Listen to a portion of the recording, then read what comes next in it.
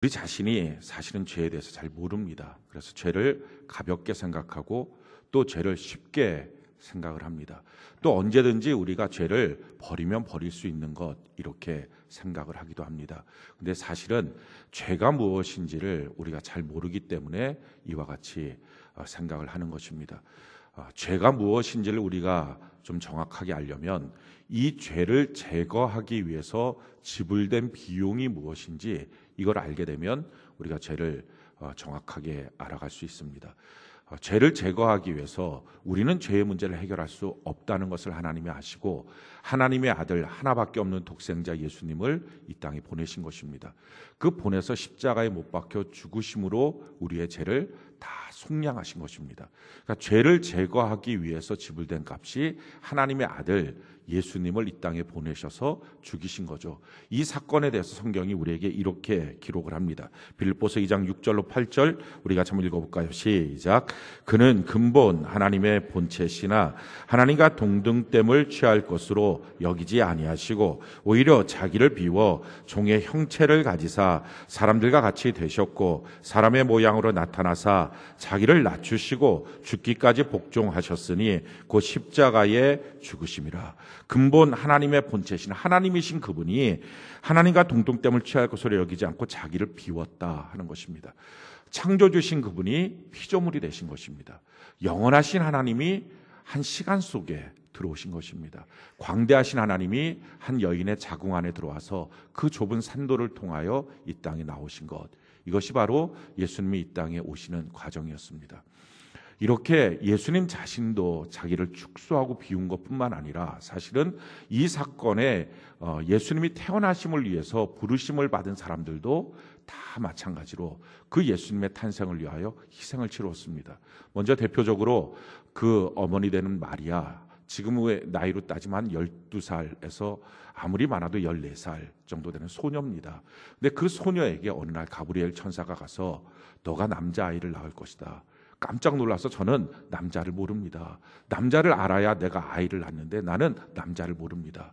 성령께서 너에게 잉태하게 하실 것이다. 근데 그때 이 소녀 12살에서 15살 정도밖에 안 되는 이 마리아가 저는 주의 계집종이오니 주님의 뜻대로 하시옵소서 이 짧은 한마디를 합니다. 근데 그 짧은 한마디 이후에 평생에 이 마리아는 가슴에 창을 찌르는 것 같은 고통으로 삽니다. 한 번도 자기 아들이라고 하는 권리를 주장해 본 적이 없습니다. 정말 주의 계집종이었습니다. 이 계집종이라고 하는 표현이 원어로 보면 뚫레라고 하는 것입니다.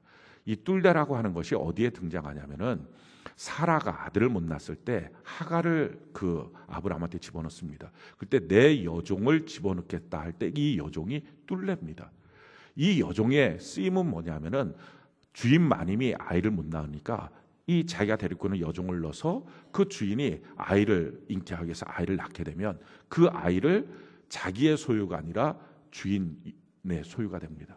한 번도 자기의 배를 아파서 낳았지만 자기의 아들이라고 권리를 주장하지 못합니다. 그게 바로 평생의 마리아의 숙명이었습니다. 마리아는 자기 아들이 그렇게 십자가에 못 박혀 죽으시는 물론 성령으로 잉태됐지만 자기 배를 10달 동안 사용해서 낳았으니 자기의 사랑과 정이 얼마나 같겠습니까? 또 마찬가지로 30년을 키웠는데 그 마음이 어디 가겠습니까? 근데 십자가에 못 박혀 죽으시는 광경을 물끄러미 볼 수밖에 없었습니다. 또 뿐만 아니라 그 남편 되는 요셉도 마찬가지죠. 자기 아내가 정혼했는데 임신을 했다는 말을 들었을 때 이게 얼마나 충격적이었을까요? 가만히 끊고 자있다. 그는 의로운 사람이기 때문에 사실은 돌로 쳐서 죽여야 되는데 그냥 가만히 끊고 자있다는 것입니다. 밤에 천사가 와서 그거 성령으로 잉태된 거다 말하지 않았으면 너무 고통일 텐데 그 말을 들었습니다. 호적 정리를 하기 위해서 베들레헴으로 가게 되죠. 근데 사실은 남자들만 가는 것입니다. 근데 남자들이 아닌 마리아가 유일하게 만삭인 몸을 이끌고 쫓아갑니다. 왜 그랬냐면은 그 동네에서는 요셉이 없으면 못 삽니다. 돌맞아 죽습니다. 사생아라고. 그게 사생아를 뱉다는 것 때문에 요셉이 방어해주고 변호해주고 아니라고 그러니까 살아남은 거지. 요셉이 만약에 호적 정리하러 갔던 사이에 마리아 혼자 있으면 그 동네에서 그 질시 때문에 살 수가 없습니다. 그 고통을 받았습니다. 그러다가 그 베들레헴에 가죠. 거기서 아이를 낳고 난 다음에 동방 박사가 왔다 가고 그 소식을 들은 헤로드 왕이 그 시기심 때문에 그 베들레헴에 있는 2살짜리 이하의 아이를 다 죽여버립니다. 예수님이 이 땅에 오셨을 때 치루었던 값입니다. 그 값은 저와 여러분들의 죄 때문에 치러진 값입니다. 우리의 죄의 값이 그렇습니다. 근데 그것뿐이 아니에요. 성경이 또 뭐라고 말합니까? 그는 자기를 비워 종의 형체를 가지사 사람들과 같이 되셨고, 하나님이신 그분이 사람으로 이 땅을 사셨다 하는 것입니다. 근데 사람으로 사셨을 때 우리가 평범한 사람으로 살았을 것이다 생각을 하는데 그게 아니라 가장 밑바닥의 사람으로 사셨습니다. 그 모습을 성경이 이렇게 우리에게 말합니다. 이사야 53장 2절로 3절 우리 같이 한번 읽어볼까요? 시작. 그는 주 앞에서 자라나기를 연한 순 같고 마른 땅에서 나온 뿌리 같아서 고운 모양도 없고 풍채도 없은즉 우리가 보기에 흠모할 만한 아름다운 것이 없도다. 그는 멸시를 받아 사람들에게 버림받았으며 간고를 많이 겪었으며 질고를 아는 자라. 마치 사람들이 그에게서 얼굴을 가리는 것 같이 멸시를 당하였고 우리는 그를 귀히 여기지 아니하였도다. 하나님이신 그분이 이 땅에 오셨는데 참 못생긴 얼굴로 온 것입니다. 어느 정도 못생겼냐면 사람이 그를 보면 고개를 돌렸습니다. 그렇게 사람들로부터 멸시를 받습니다. 왜 그렇게 오셨습니까? 우리 중에 누군가가 자기는 참 못났구나 하는 그 사람이 하나님 내 마음 아시나요? 사람들이 나를 안 좋아해요. 그때 예수님 말씀하십니다. 나는 너보다 더 했어. 너 마음 알기 위해서 내가 그렇게 살았어. 사람으로 그 삶을 산 것입니다. 많은 간고를 겪었다, 질고를 겪었다 하는 것입니다. 그 아버지 요셉이 그 마리아가 산통을 해서 그 아이를 낳는데요. 그 아이 낳을 돈도 없는 겁니다. 그랬더니 마구간에다가 말고요, 말밥통이죠. 거기다가 아이를 툭 나눈 거예요. 하나님의 성령으로 뭔가 지켜준 게 아니었습니다. 그냥 그랬더니 거기서 온갖 병균이 다 들어갔죠. 평생 33살의 삶 속에 그 모든 병균이 그의 몸을 지배해서요, 그냥 그 질병 가운데 있었습니다. 그 능력 있는 분이 나머지는 죽은 자도 살리고 소경의 눈을 띄었던 분이 단 한 번도 자기 자신의 병을 고치려고 능력을 사용하지 않았습니다. 왜냐하면 우리가 어느 날 너무 아파서 하나님 너무 아파요. 이 병을 치료해 주세요. 주님이 말씀하시는 거예요. 그래, 나도 그 병을 안다. 얼마나 아픈지 얼마나 고통스러운지 내가 치료해 줄게. 이렇게 하시려고 그 병을 겪으신 것입니다. 또 뿐만 아니라 그는 평생의 대제사장, 서기관, 바리새인들 그 권력자들로부터 끊임없이 반대를 받았습니다. 사람이 한두 명에게 반대를 받는 것도 고통스러운데 평생에 누군가로부터 계속 쫓아다니면서 그 권력자들로부터 자기를 왕따시키고 반대하고 죽여야 된다고 말하고 이렇게 고통을 받는 것 참 참을 수 없는 거죠. 또 가족들로부터는 미쳤다는 얘기를 들었습니다. 그러니까 하나님이니까 그분이 인간인 동생들이 봤을 때 이해가 안 되는 것입니다. 그러니 미쳤다고 그랬습니다. 가족들로부터도 인정받지 못했습니다. 우리가 이 땅을 살면서 가족들로부터도 인정받지 못하고 많은 사람들로부터 반대를 당하기도 하고 회사에서 또 직장에서 또 학교에서 왕따 당하는 그런 일들 가운데 하나님 나의 외로운 마음 아시나요? 주님이 말씀하시는 거예요. 내가 안다. 내가 널 도와줄 거야. 그래서 성경이 우리에게 이렇게 말합니다. 히브리서 2장 18절 우리가 참 읽어볼까요? 시작. 그가 시험을 받아 고난을 당하셨은즉 시험 받는 자들을 능히 도우실 수 있느니라. 우리의 모든 시험이 어디서부터 옵니까? 죄에서 옵니다. 욕심이 잉태한 주 죄가 되고 죄가 장성한 즉 사망이 되는 과정이 시험의 과정입니다. 그러니까 결국 우리의 욕심과 죄로 말미암은 이 시험의 문제들, 그래서 질병, 가난, 고통, 갈등, 다툼, 이 모든 것들에 대해서 주님 내 마음 아시나요? 이렇게 힘든 걸 아시나요? 그 모든 죄를 제거하시기 위해서 주님이 그 모든 간고를 겪으시면서 사람으로 이 땅을 사신 것입니다. 그리고 마침내 십자가에 죽으신 것입니다. 8절에 보니까 사람의 모양으로 나타나서 자기를 낮추시고 죽기까지 복종하셨으니 그 십자가에 죽으십니다. 예수님의 십자가의 죽으심, 그것은 채찍으로부터 시작을 합니다. 그 채찍은 자기의 등을 또 이 옆구리를 배를 아주 막 쭉쭉 갈라놓고 뜯어내서 너덜너덜하게 만들고 피가 줄줄 흐르게 합니다. 그리고 그 머리에는 가시면류관을 씌웁니다. 팔레스타인에 가시는 어린아이의 새끼손가락만큼의 두께입니다. 두개골을 뚫고 들어갑니다. 머리가 몽롱해집니다. 피가 앞을 다 흘러서 눈을 뜰 수가 없습니다. 그 상태에서 자기가 못 박혀 죽어야 될 통나무를 짊어지고 그 좁은 시장통 골목을 올라갑니다. 거기가 골고다로 올라가는 길입니다. 그 길을 올라갈 때 수많은 사람들이 돌을 던지고 침을 뱉습니다. 발을 걸어 넘어뜨립니다. 그러면서 그 질고를 당하고 마침내 올라가서 옷을 다 벗김당하고 양손 양발에 못을 박히고 죽습니다. 이 양손 양발에 못을 박힐 때 손바닥에 박힌 게 아니고요. 이 손 있는 이 손바닥이면 쭉 찢어져 버리니까 그 몸무게를 거기다 지탱을 해야 되니까 이 손목 있는 데다가 못을 이렇게 보면 이렇게 약간 움푹 패인 데 있습니다. 거기다가 못을 치는 것입니다. 거기가 동맥이 지나가는 곳입니다. 그래서 피가 터져 나오는 것입니다. 양손을 그렇게 박고요. 발을 이렇게 포개서 발목 사이에 움푹 들어간데 거기다가 못을 박습니다. 33살의 청년이 못 세계에 의지해서 그렇게 매달려 있는 것입니다. 그러니까 몸이 쭉 아래로 처지겠죠. 몸이 처지면 횡격막 옆에 있는 이 근육이 그 심장을 누르고 폐를 누릅니다. 그럼 숨을 못 쉬는 겁니다.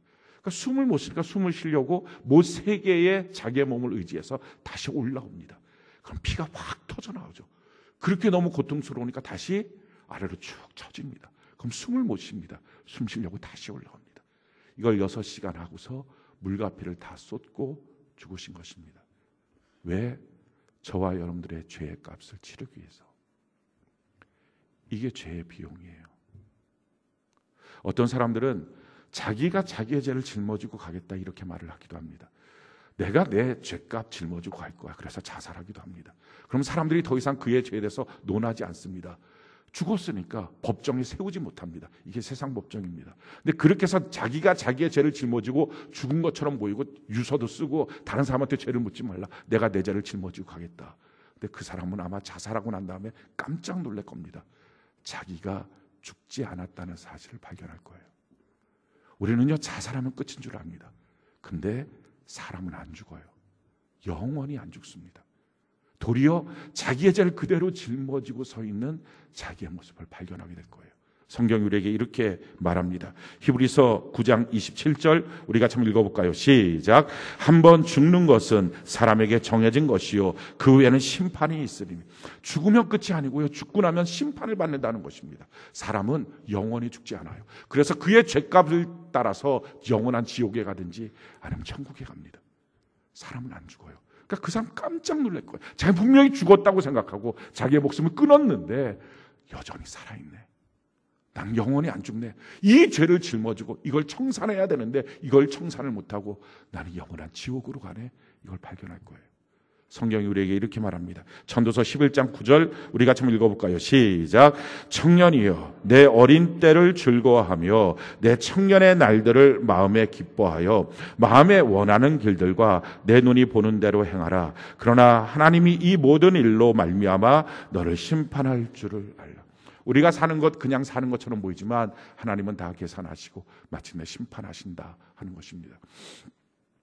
사람은 이 죄의 문제를 해결을 못합니다. 죽어도 해결이 안 됩니다.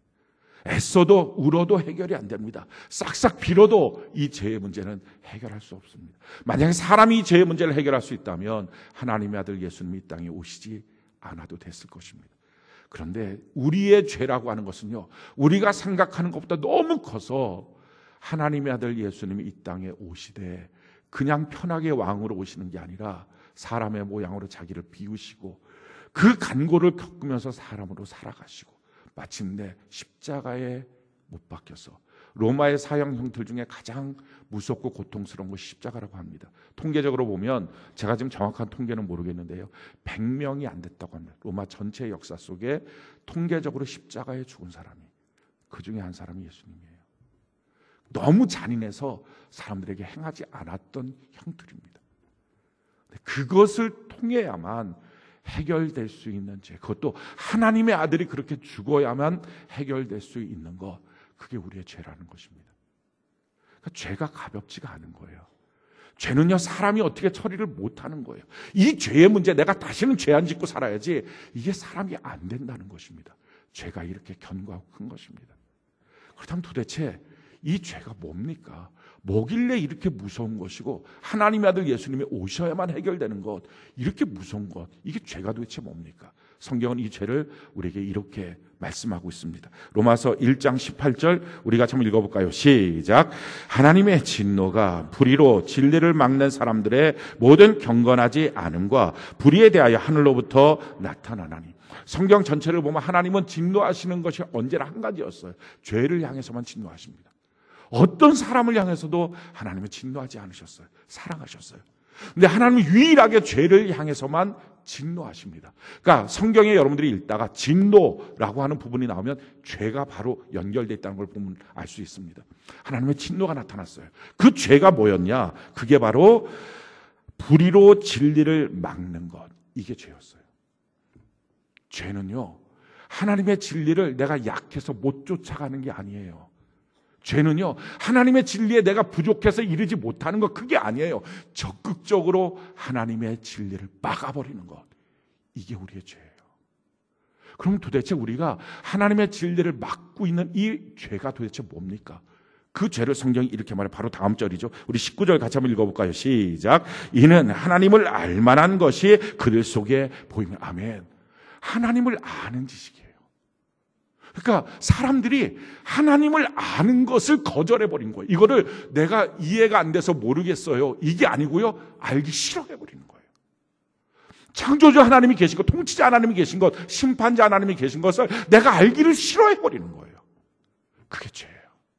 내가 거절해버린 거예요. 내가 능력이 없어서, 지식이 부족해서, 또는 내 삶이 선하지 못해서 주님의 말씀을 못 쫓아갑니다, 이게 아니라 아예 하나님을 거절해버리는 거예요. 진리를 막아버리는 거예요, 불의로. 그럼 도대체 창조자 하나님이 계신데 왜 그걸 우리가 막을까요? 왜 그 지식을 우리가 거절할까요? 이유가 도대체 뭘까요?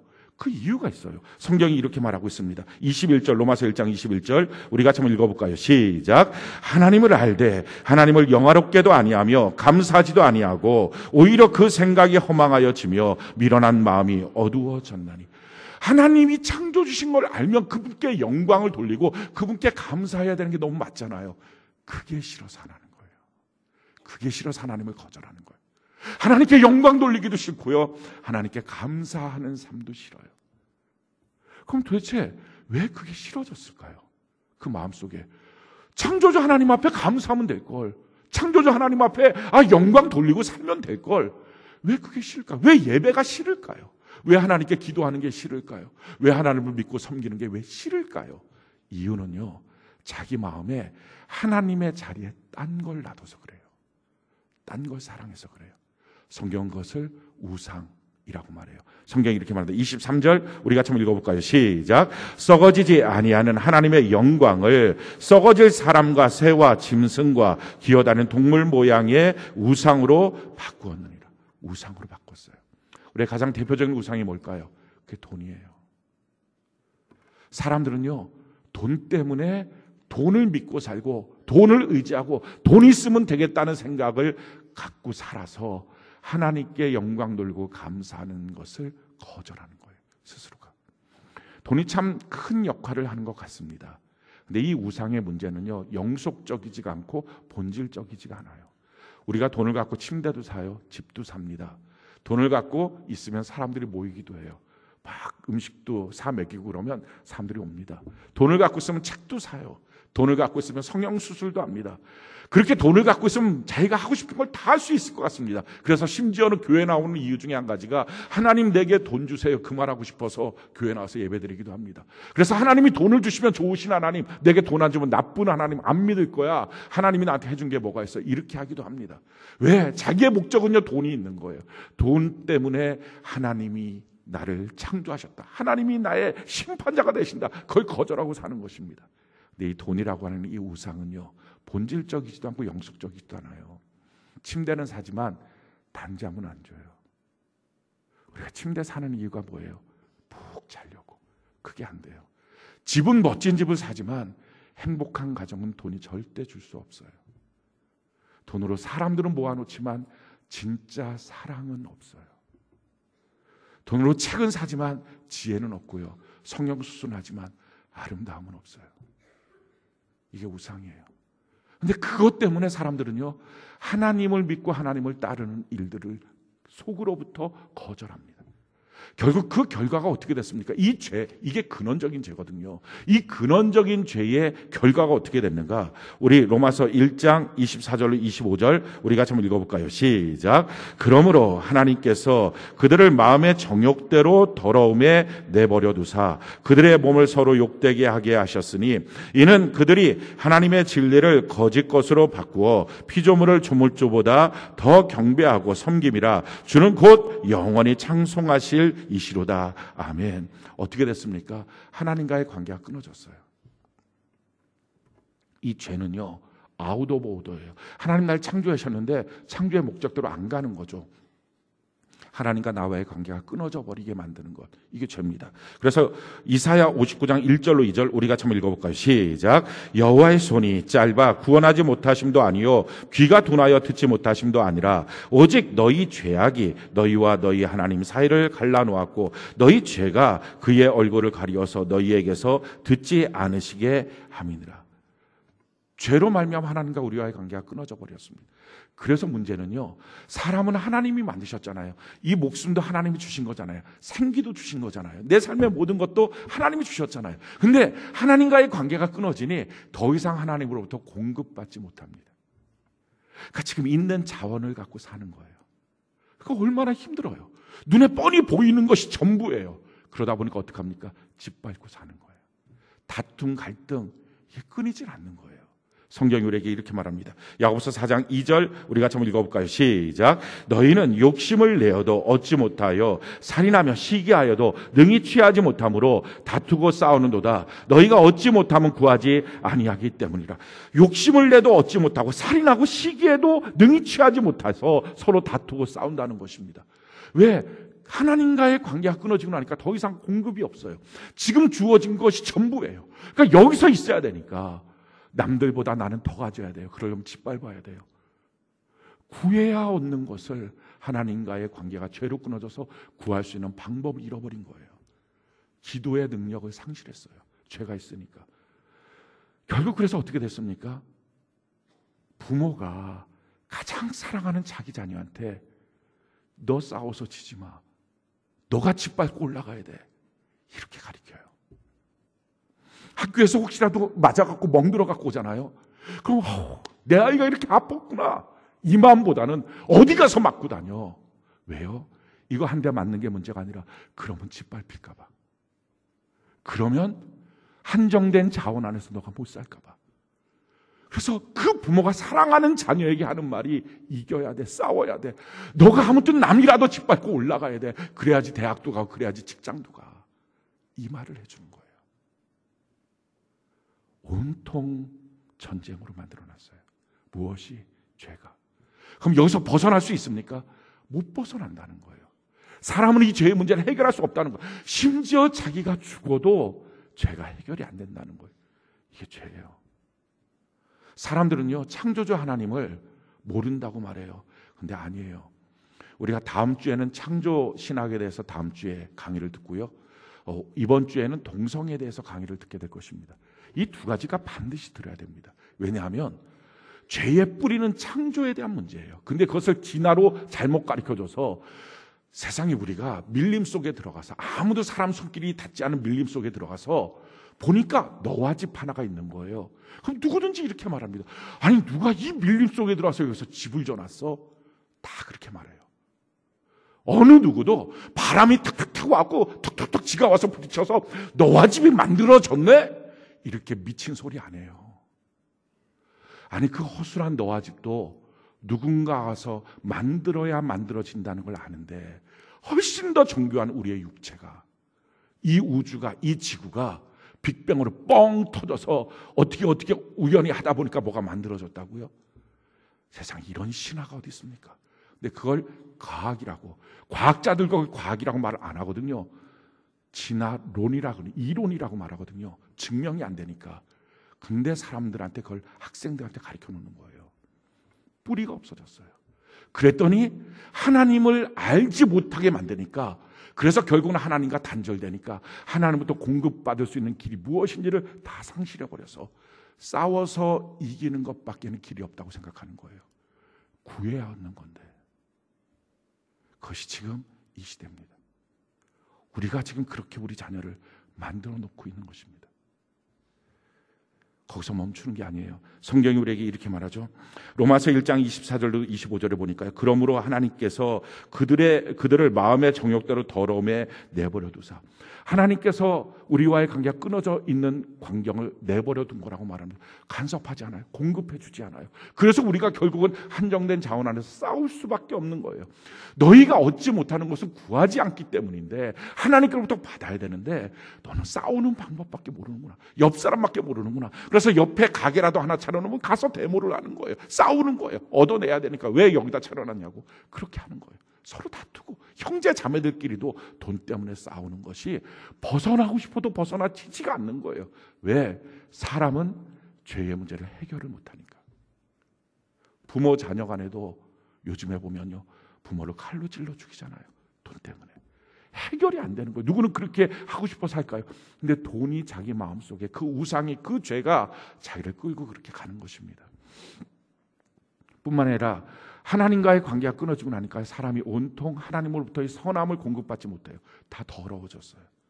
그 더러움의 결과가 뭡니까? 로마서 1장 26절로 27절 우리 같이 한번 읽어볼까요? 시작. 이 때문에 하나님께서 그들을 부끄러운 욕심에 내버려 두셨으니 곧 그들의 여자들도 순리대로 쓸 것을 바꿔 영리로 쓰며 그와 같이 남자들도 순리대로 여자 쓰기를 버리고 서로 향하여 음욕이 부를 듯하며 남자가 남자와 더불어 부끄러운 일을 행하여 그들의 그릇 때문에 상당한 보응을 그들 자신이 받았느니라. 무엇이 나타나는 성적 타락, 그 성적 타락의 끝이 동성애예요. 오늘 이제 우리가 동성애에 대한 강의를 들을 것입니다. 동성애에 대해서 사람들이 커밍아웃을 하면서 이렇게 말해요. 이 동성애 커밍아웃을 하면 얼마나 다른 사람 나를 보는 그 시선을 내가 힘들까요? 그걸 충분히 알면서 그 힘들면서도 저도 얼마나 바꾸고 싶었을까요? 근데 안 바꿔지는 걸 어떡합니까? 어쩔 수 없잖아요. 이렇게 호소하면서 울어요. 맞아요. 그게 진실일 거예요. 죄는 자기가 해결 못해요. 근데 그 문제를 어떻게 지금 다루고 있어요? 그러니 남들도 그 사람한테 욕하지 마. 차별금지법을 만드는 거예요. 더 이상 죄를 죄라고 말하지 마. 여러분, 이 동성애와 이 창조에 대한 문제는요, 창조 이 부분은 죄의 뿌리에 대한 부분이고요, 동성애 이것은 죄의 열매입니다. 가장 발전된 죄의 모습이에요. 지금 오늘날의 진보적 계열에서는요, 이걸 다 무너뜨린 거예요. 원래는 우리나라의 교과서에 창조에 대해서 가르쳤습니다. 아십니까? 70년대서부터 교과서가 바뀌어서 진화론을 가르친 것입니다. 그 다음부터 교실이 다 약육강식이 된 거예요. 적자생존이 된 거예요. 왕따 문제, 지금 이렇게 괴롭히는 문제, 거기서부터 다 뿌리가 있습니다. 그리고 이제는 이 동성애 하는 거, 그 금지하지 못하고 차별금지법. 여러분, 차별금지법 만들어 놓으면 어떻게 됩니까? 동성애만 문제가 될까요? 아무튼 성적 취향이 있는 부분을 건드리지 말라는 것입니다. 그 사람들 본인 스스로가 저 이런 거예요 라고 말하는 것을 금지하는 게 아니고요, 그렇게 말했을 때 다른 사람이 저 사람 왜 저래? 저거 정말 잘못된 건데, 그 말도 하지 못하게 하는 것입니다. 이게 차별금지법입니다. 그럼 동성애만의 문제겠어요? 성적 타락의 그 문제가 그것으로 멈춰집니까? 아니잖아요. 소아 성애자, 어린아이들 보면 그러는 거, 동물 성애자. 그럼 그것도 자기가 어쩔 수 없는 몸이라는데, 자기도 싫은데도 이렇게 한다는데, 그럼 어떻게 할 거예요? 강간, 그거 어떻게 할 거예요? 온통 지옥 만들어 놓는 거예요. 왜 이렇게 하고 있습니까? 그게 죄예요. 죄의 본성은 그렇게 나가는 거예요. 죄를 죄라고 지적하는 것을 싫어하게 만들어 놓는 거예요. 진보는 사람들한테 조금 더 자유롭게 편안하게 어려운 사람 도와주는 걸로 멈춰야 합니다. 하나님의 말씀을 향하여 대적하면 그건 망합니다. 하나님은 사람한테 실수하게 만들어 놓지 않았어요. 사람들이 자기의 생물학적인 문제라고 말합니다. 결국 하나님이 자기 몸을 잘못 만들었다는 것입니다. 하나님은 사람을 만드실 때 실수하지 않았어요. 완전하게 만들었어요. 자기가 자기의 죄라는 것을 인정하지 않았기 때문에 문제입니다.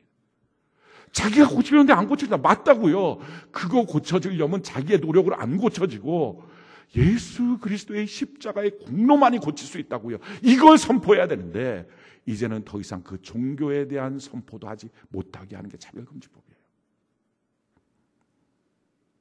아주 악한 것입니다. 지금 그 문제에 멈춰지는 게 아니에요. 이게 지금 죄의 발동이거든요. 마귀는 이 죄를 통해서 모든 사람들을 결박하고 있는 것입니다. 근데 거기에 멈춰지는 게 아니라 거기서 한 걸음 더 나가죠. 로마서 1장 28절 우리 같이 한번 읽어볼까요? 시작. 또한 그들이 마음에 하나님 두기를 싫어하며 하나님께서 그들을 그 상실한 마음대로 내버려 두사 합당하지 못한 일을 하게 하셨으니, 그 마음에 하나님을 두기를 싫어하는 게 죄입니다. 몰라서가 아니에요. 믿어지지 않아서가 아니에요. 말은 그렇게 표현해도 그 마음속에 하나님 두기를 싫은 거예요. 왜? 내 마음대로 살고 싶어서. 그럼 편안하게라도 살아야죠. 너무 두려운 거예요. 5분 앞도 내다보지 못하니까. 그럼 행복하게라도 살아야죠. 그런데 싸움판에 속해 있는 자기 자신을 아니까, 하늘로부터 공급받는 길을 모르니까 항상 두렵고 걱정되는 거예요. 누군가를 향해서 내가 이기고 난 다음에도 마음이 상쾌한 게 아니라 두려워요. 나보다 더 큰 사람은 내가 진다는 걸 아니까. 예수 믿으면 어떻게 됩니까? 두려움이 없어요. 그게 예수 믿는 능력이에요. 할렐루야. 예수 믿으면 어떻게 돼요? 염려, 걱정도 사라져요. 하나님이 계시는데, 날 사랑하시는 주님이 계시는데, 아들까지 주신 분이 나머지 모든 것을 공급하실 걸 믿기 때문에, 그러니까 두려움이 없는 거예요. 하나님을 내 마음에 두기 싫어하니까 어떻게 됩니까? 여기서 이렇게 말해요. 그 상실한 마음대로 내버려두사. 이 상실한 마음이 뭐예요? 썩어버린 마음이에요. 마음이 썩었어요. 뭐가 들어가든 다 썩는 거예요. 무슨 소리가 들어가든 다 썩어버리는 거예요. 그렇게 들리는 거예요. 그래서 이 썩은 마음이 그냥 있는 게 아니라, 이 상한 마음이 그냥 있는 게 아니라, 이게 하루 종일 일을 해요. 어떤 일을 해요? 합당하지 않은 일을 해요. 그래서 이렇게 말합니다. 또한 그들이 마음에 하나님 두기를 싫어하며 하나님께서 그들을 그 상실한 마음대로 내버려 두사 합당하지 못한 일을 하게 하시고, 합당하지 않은 일을 하루 종일 합니다. 그 내용들이 뭡니까? 로마서 1장 29절로 32절의 말씀입니다. 우리 같이 한번 읽어볼까요? 시작. 곧 모든 불의, 추악, 탐욕, 악의가 가득한 자요, 시기, 살인, 분쟁, 사기, 악독이 가득한 자요, 수근수근하는 자요, 비방하는 자요, 하나님께서 미워하시는 자요, 능욕하는 자요, 교만한 자요, 자랑하는 자요, 악을 도모하는 자요, 부모를 거역하는 자요, 우매한 자요, 배약하는 자요, 무정한 자요, 무자비한 자라. 그들이 이 같은 일을 행하는 자는 사형에 해당한다고 하나님께서 정하심을 알고도 자기들만 행할 뿐 아니라 또한 그런 일을 행하는 자들을 옳다 하느니라. 이게 죄예요. 하루 종일 합당하지 않은 일, 바르지 않은 일을 할 뿐만 아니라 그렇게 하고 있는 사람들 향해서 그러면 안 되잖아. 우리 그렇게 하면 안 되잖아. 그럼 우리가 다 이렇게 너무 고통스럽잖아. 그 말도 못하게 하는 것. 차별금지법. 그게 지금 나타나고 있는 현상들이에요. 학교에서 아이들이요, 누구 한 사람을 괴롭혀요, 왕따시켜요, 두들겨 패요, 옷을 벗겨요. 학교에서 홀딱 옷을 벗겨놔요. 그럼 말려야 되잖아요. 주변 아이들이 왜 이렇게 하냐고, 왜 약한 애를 이러냐고. 근데 그렇지 않아요. 핸드폰으로 그걸 동영상을 찍어요. 그리고 유튜브에 올려요. 수많은 애들이 거기다가 좋아요, 좋아요, 찌질이는 당해도 돼, 이렇게 써요. 누가 이렇게 만들었어요? 마귀가, 죄가. 근데 이 죄의 문제로부터 어떻게 벗어날 수 있어요? 부모가 혼내면 벗어나나요? 아니요. 죽어도 못 벗어난다니까요. 그게 우리의 인생이에요. 우리가 벗어날 수 있었으면, 우리가 이 다른 사람 향해서 미워하는 미움조차라도 좀 이길 수 있었으면 됐을 텐데, 그것조차 안 되는 것, 이게 우리의 죄입니다. 성경은 이것을 우리에게 이렇게 말하고 있어요. 로마서 3장 23절, 오늘 본문 말씀이죠. 우리 같이 한번 읽어볼까요? 자, 시작. 모든 사람이 죄를 범하였음에 하나님의 영광에 이르지 못하더니.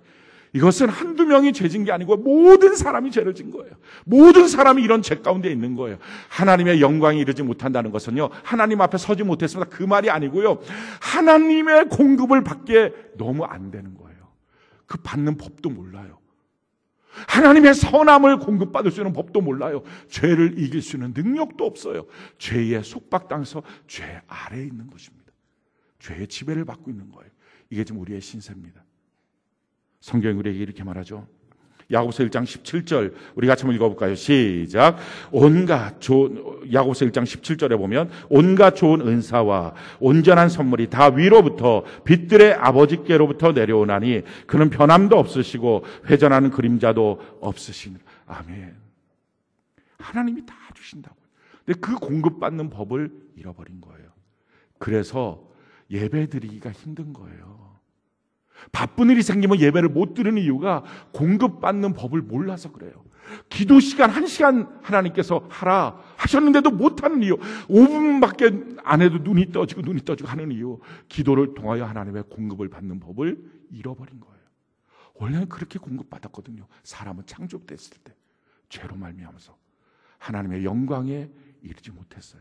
하나님으로 충분하지 못하고 하나님으로 만족하지 못해요. 우리가 우상으로 꽉 채워져서 죄로 가고요. 죄로 가는 사람들 향해서 박수 쳐주는 시대를 지금 살고 있고요.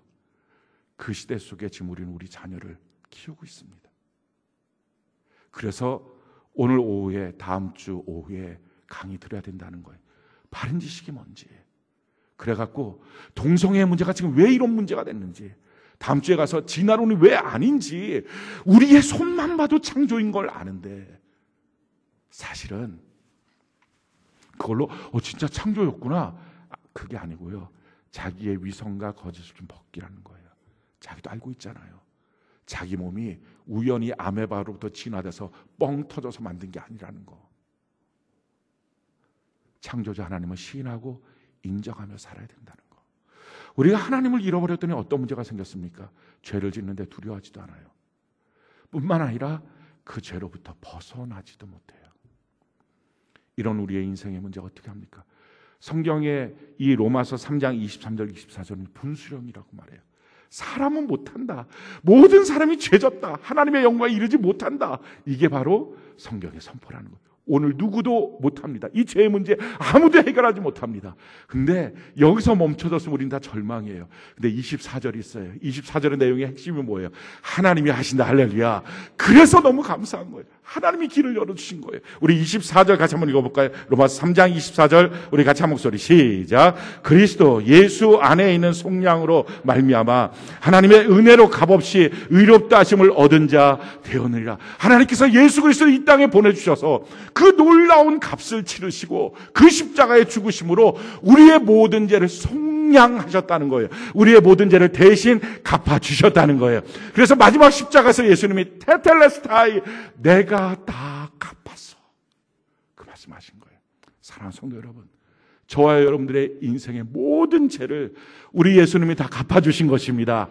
그게 은혜라는 거예요. 값없이 내가 받은 은혜, 그의 피로 말미암아 우리의 모든 죄가 속량을 받은 것입니다. 그래서 에베소 1장 7절에 이렇게 말합니다. 우리는 그리스도 안에서 그의 은혜의 풍성함을 따라 그의 피로 말미암아 속량 곧 죄사함을 받았느니라. 할렐루야.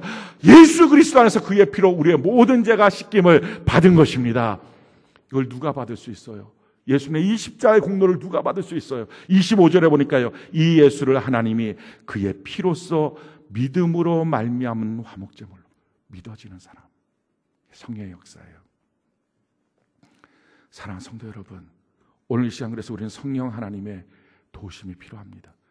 이게 지식으로 그랬지 우리가 많이 들었던 설교지 거기서 멈추면 소용없어요.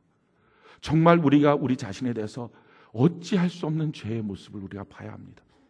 내 안에 있는 근본적인 문제가 죄구나. 왜 나는 돈 앞에 이렇게 쩔쩔맬까? 하나님을 내 마음에 모시지 못하고 우상을 모셔서 그렇구나. 왜 나는 돈 문제가 머릿속에 항상 24시간 가득 차 있을까? 하나님을 모시지 못해서 그렇구나. 왜 나는 나의 분노의 문제, 성적인 문제, 세상 재미 쾌락, 여기서부터 벗어나지 못할까? 이 죄의 문제구나. 내 안에 있는 견고한 이 죄의 문제, 벗어나려고 애를 쓰고 또 노력하고 또 노력해도 안 되는 나의 이 죄의 문제, 이게 바로 견고한 성처럼 내 앞에 있는 거구나. 근데 이게 내가 해결을 못하지만, 노력하고 울어도 힘써도 애써도 안 되지만, 예수님이 예수님의 십자가를 통하여 이 죄를 다 갚아주셨구나. 이 죄값을 다 치러주셨구나. 이게 지식이 아니라 마음에 와서 다 닿는 거예요. 고맙다. 난 주님을 몰랐었는데 고맙다. 난 주님이 어떤 분인지도 몰랐는데 예수님의 그 사랑, 그 은혜가 나한테 부어졌구나. 고맙다. 2000년 전에 있었던 그 사건이 오늘 나에게 주는 사건처럼 고맙게 여겨지는 것이 성령의 역사예요. 저는 오늘 이 강단에 서기 전에 성령 하나님께 간절히 기도했어요. 우리 모든 성도들에게 성령님 한 사람 한 사람 역사하셔서 오늘 이 말씀이 믿어지게 하여 주옵소서. 이게 믿어져야 돼요. 교회당 안에 나와 있어도 이게 안 믿어지면 여전히 종교인이에요. 그래서 예배를 드려도 자기의 마음은요, 우상을 따라가는 거예요. 그래서 예배를 드리는 게 어느 때는 너무 힘든 거예요. 누구 손에 끌려 나오지만 정말 죽을 것처럼 끌려 나오는 거예요. 가정평화를 위해서 어차피 나오지만 힘든 거예요. 근데 그게 아니라 자기 마음의 우상이 무너지고 나면 예배 드리는 게 즐거워지기 시작해요. 하나님의 은혜가 너무 감사해요. 날 사랑하셨다는 것이 고마워지기 시작해요. 그리고 내 죄가 씻김 받았다. 이게 믿어지니까 자유로워지는 거예요. 뿐만 아니라 죄를 지었던 나의 몸도 예수님 십자가에서 함께 죽었다. 이게 믿어지는 거예요. 너무 감사하잖아요.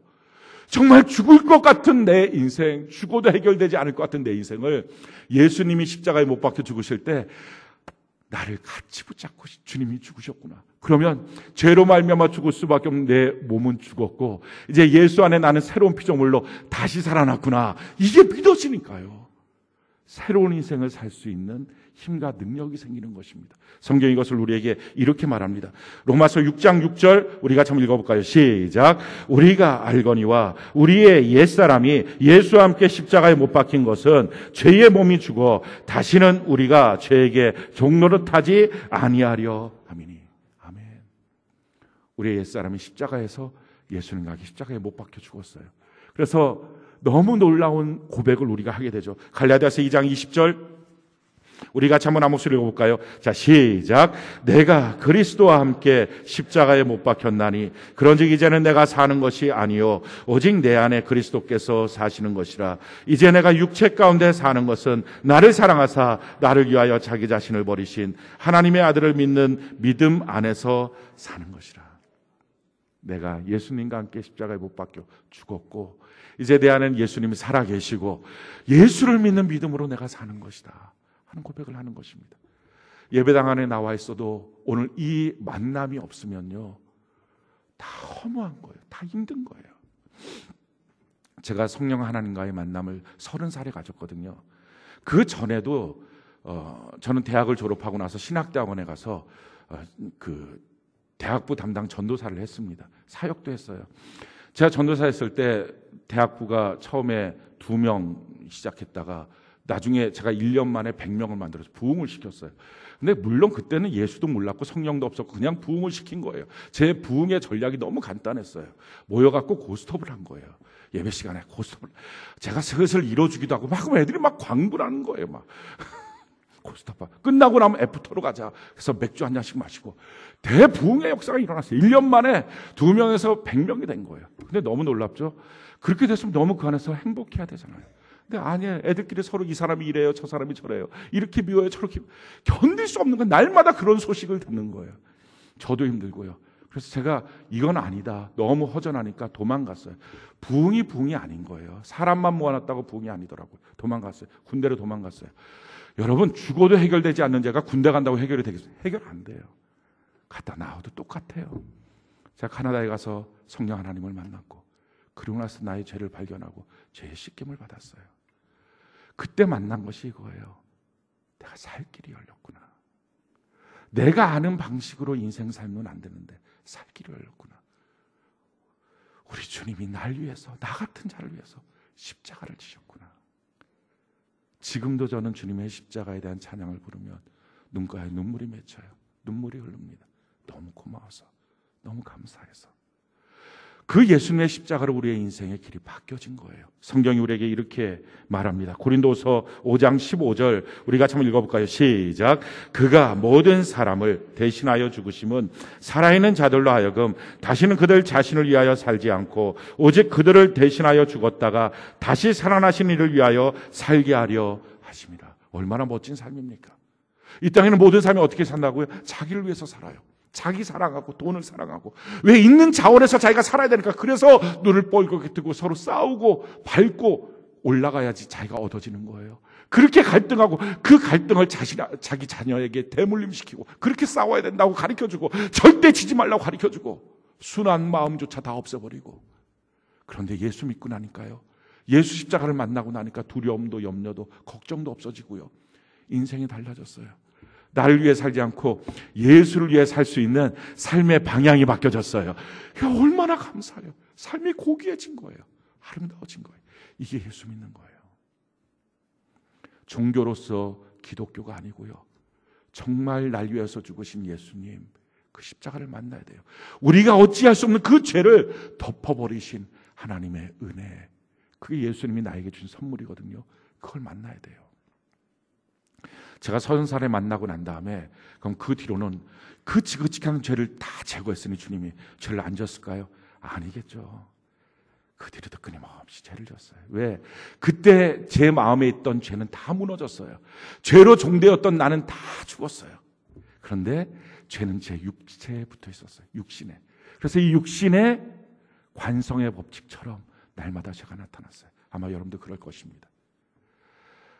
예수님이 나의 죄를 위해서 십자가에 못 박혀 죽으셨다는 게 믿어지고 예수 안에 새로운 사람이 돼도 여전히 죄를 짓고 있는 자기 자신을 볼 거예요. 그럴 때 마귀가 참소합니다. 그러니 넌 구원받은 게 아니야. 구원받았으면 너가 그렇게 살겠니? 이렇게 말할 거예요. 참소해 지지 마세요.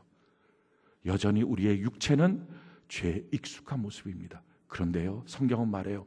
우리가 교회 안에서 살아가면서 이 육체를 훈련할 수 있다는 것입니다. 실수하고 넘어지고 깨져도 조금씩 교회 공동체 안에서 말씀으로 성령으로 교회 안에서 바꾸어가는 은혜가 있기를 바랍니다. 그리고 또 필요한 게 뭐예요? 하나님 앞에 이제는 그 죄를 자백하는 거예요.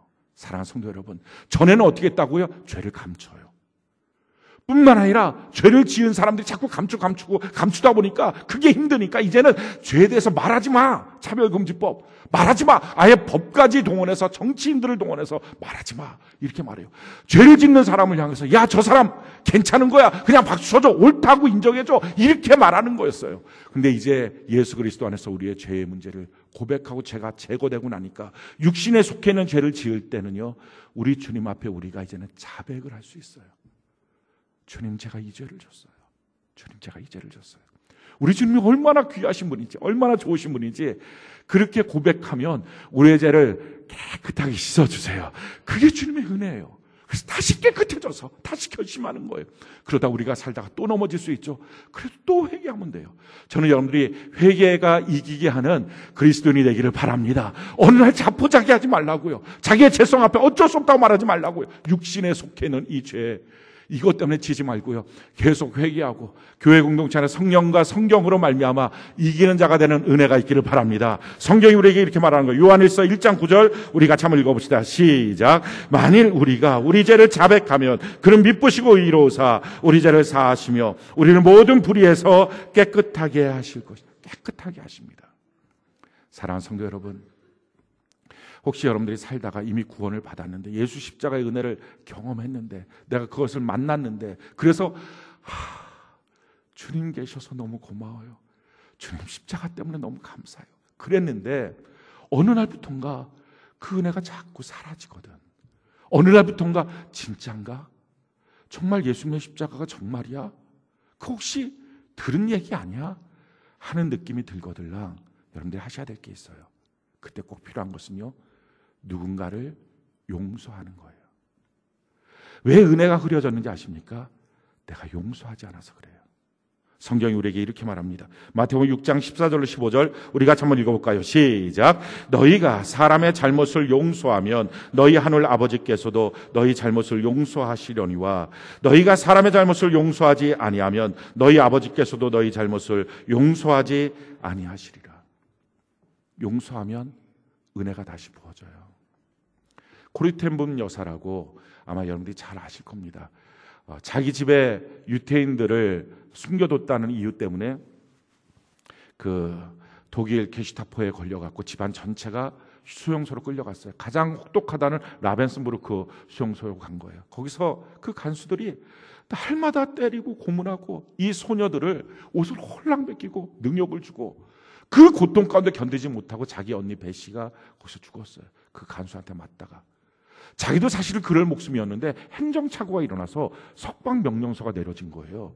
기적같이. 그러니까 그런 게 아니었는데 행정착오로 된 거예요. 그래서 석방이 됐어요. 그래서 그 코리텐붐 여사가 석방이 되고 난 다음에 이게 하나님의 은혜라고 덤으로 내게 주신 생이라고 평생에 주님 은혜 선포하며 살겠다고. 그 다음부터는요, 자기가 받은 그 고통이 있잖아요. 그 고통 속에서도 이제 용서하고 살자고, 용서의 복음 메시지, 십자가의 은혜를 선포하고 다니는 거예요. 근데 그분의 기도 제목이 하나 있었어요. 그렇게 선포하지만 주님, 절대로 저를 독일에는 보내지 말아주세요. 이 기도를 한 거예요. 근데 하나님이 참 그 기도를 하니까 독일로 보내주신 거예요. 그래서 독일로 간 거예요.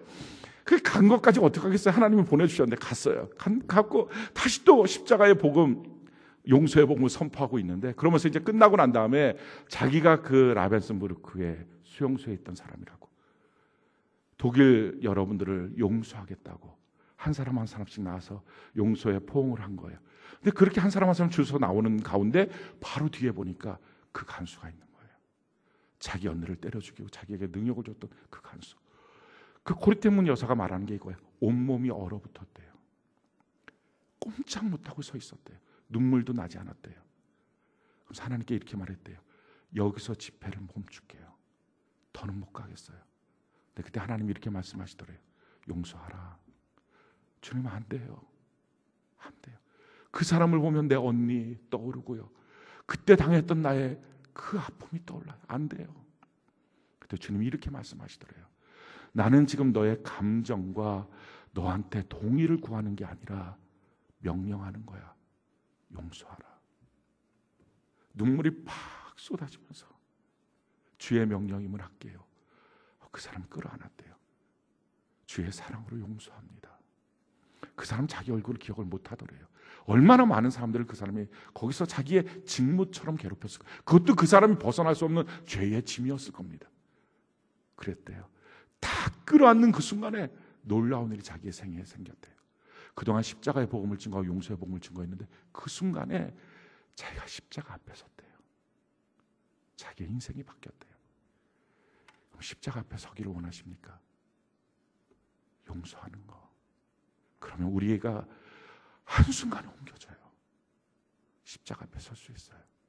주의 그 사랑 앞에 다 무너졌던 은혜가 다시 내 마음에 부어지게 됩니다. 사랑하는 성도 여러분, 오늘 이 죄에 대한 말씀, 그 죄를 덮는 은혜에 대한 말씀은 지식으로 알면 아무것도 아니에요.